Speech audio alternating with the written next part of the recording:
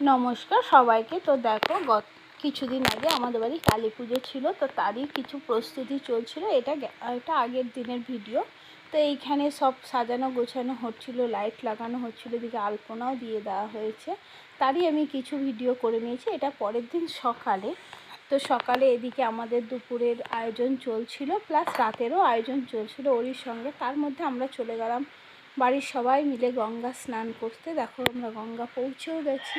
স্নান টান করে এবারে বাড়ি ফিরছি। তারপরে আমরা চলে গেলাম মাকে আনতে। মাকে এনে আমরা যথারীতি মায়ের আরতি করে তারপরে এই যে রাতের বেলায় আমাদের পুজো স্টার্ট ছিল, আমি আর দেখাতে পারিনি।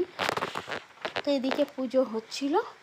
তারপরে এদিকে দেখো পুজো কমপ্লিট হয়ে গেছে। মা এখানে প্রসাদ দেওয়া দেই করছে, আমি তার একটু দেখিয়ে দিলাম। তারপরে আর ভিডিও নিতে পারিনি। তো এই দিন পরের দিন সকালে সবাই এই যে প্রসাদের ভোগ খাচ্ছে, প্লাস ব্রেকফাস্টও হয়েছিল।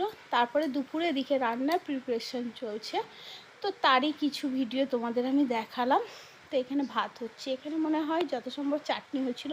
এদিকে আমরা সবাই রেডি হয়ে নিয়েছি। তার মধ্যে এবারে মাকে বিদায়ের পালা। তো মাকে এদিকে বরণ করে নিয়ে আমরা এই যে মাকে গাড়িতে তুলে নিয়েছি। এবারে মাকে আমরা নিয়ে যাচ্ছি। এই যে মায়ের দেখো তোমরা, মাকে এবারে আমরা বিদায় জানাবো। তো মনটা খুব খারাপ হয়ে গেল, যেহেতু মা ছিল কালকে, খুব ভালো লাগছিল, একটা আনন্দ ছিল, অনেক দিন ধরে মা আসছে।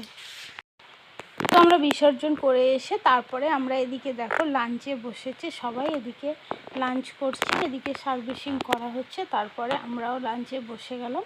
তো লাঞ্চটা করে নিই, চলো আবার নেক্সট ইয়ার পুজো হলে তোমাদের দেখাবো। টাটা।